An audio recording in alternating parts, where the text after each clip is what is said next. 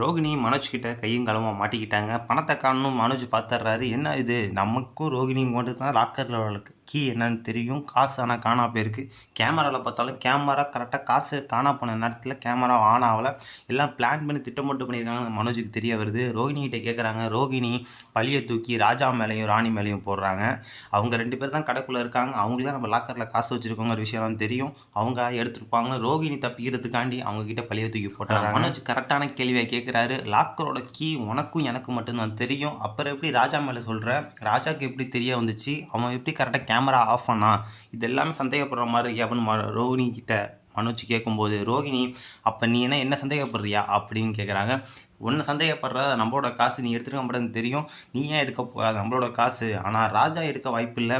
இருந்தாலும் அவன்கிட்ட கேட்டு பார்ப்போன்னு ராஜா கிட்டே கேட்குறாங்க. ராஜாவும் அதெல்லாம் எனக்கு தெரியாது சார். உங்கள் கம்பெனியை வளர்க்கணும்னு தான் நான் ஆசைப்பட்டேன். அதனால உங்கள் கம்பெனியில் நான் வேலையும் பார்க்குறேன். ஆனால் இப்படி ஒரு கெட்ட பேர் எனக்கு தராதிங்க அப்படின்னு ராஜா சொல்கிறார். டீலருக்கெல்லாம் காசு கொடுத்தே ஆகணும். எனக்கு அமௌண்ட் சீக்கிரம் வந்தே ஆகணும். மொத்தம் 3 லட்ச ரூபா இருந்துச்சு. எங்கே போச்சுன்னு தெரியலை அப்படின்னு மனோ ரொம்ப வருத்தமாகறாரு. எதுவுமே கேட்கவும் முடியலை. கேமரா இல்லாதனால கம்ப்ளைண்ட் கொடுத்துருவோம். முதல்ல வீட்டுக்கு போய் இந்த விஷயத்தை சொல்லுவோம்னு சொல்லிட்டு வீட்டுக்கு போகிறாங்க. வீட்டுக்கு போய் விஜயா கிட்ட விஷயத்தை சொல்லுவாங்க. விஜயா நம்ம பையனுக்கு ஒரு பிரச்சனைனா சும்மா இருப்பாங்களா? அதுவும் ஒரு மனோஜ்க்கு 3 லட்ச ரூபா அமௌண்ட்டை காணணுன்னே விஜயா சும்மா இல்லாமல் உடனே போய் கம்ப்ளைண்ட் கொடு. யார் எடுத்திருப்பா?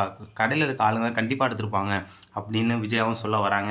கேமராவும் ஆஃப் ஆகிருக்கனால பிளான் பண்ணி இதை பண்ணியிருக்காங்கன்னு மனோஜ் சொல்கிறாரு. இப்போ முத்து கேட்குறாரு, உங்களோட லாக்கரோட கீ யாருக்கும் தெரியும்? அவரும் அந்த கேள்வியை கேட்குறாரு. அப்போ மனோஜ் சொல்கிறாரு, எனக்கு ரோகிணிக்கு மட்டும்தான் தெரியும், வேறு யாருக்கும் தெரியாது. மற்றபடி எப்படி அதை கண்டுபிடிச்சாங்க, எப்படி காசு எடுத்தாங்கன்னு தெரியலன்னு முத்து சொல்லும்போது அப்போ எல்லாருமே ரோகிணியை பார்க்குறாங்க. ஏன்னா ரோகிணி இத்தனை நாள் பண்ண தப்புக்கு அவள் ஒரு வேலை பண்ணியிருப்பாளோ அப்படிங்கிற ஒரு சந்தேகம் எல்லாருக்குமே வருது.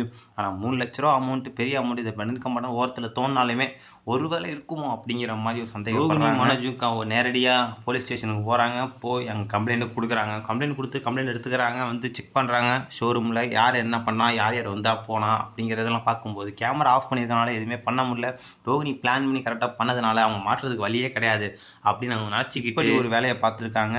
இதில் மாட்டுவாங்களா அப்படிங்கிறது ஒரு கேள்விக்குறி தான். கண்டிப்பாக நான் மாட்டி தான் ஆகணும். ஏன்னா பண்ணாத தப்புக்கு ராஜாவும் அவங்களோட ஒய்ஃப் ராணியும் மாட்டிக்கக்கூடாது. ரோகிணி தான் மாட்டிக்கணும். ஆனால் இப்படி கண்டிப்பாக மாட்டிக்கிட்டா மனோஜ் கண்டிப்பாக அடித்து வெளில தள்ளிடுவார். ஏன்னா இத்தனை நாள் மற்ற தப்புலாம் பண்ணிட்டு இருந்தாங்க. இப்போ மனோஜுக்கு கூட இருந்தே குழி பறிக்கிற மாதிரி இப்படி ஒரு தப்பு பண்ணது மனோஜால் கண்டிப்பாக ஏற்றுக்கவே முடியாது. ரோகிணிக்கு அடிமேல அடி விழுவுது. அவளுக்கும் ஒரு நல்ல விஷயம் நடக்கிற மாதிரி காட்டினா நல்லாயிருக்கும் அப்படின்னு நீங்கள் நினைக்கிறீங்க? கமெண்ட்லாம் சொல்லுங்கள். சீக்கிரம் கிறிஷ் பையன் விஷயம் தெரிஞ்சு வெளியே அனுப்புன்னு நினைக்கிறோம். கலெக்ட் பண்ணிடுவீங்க.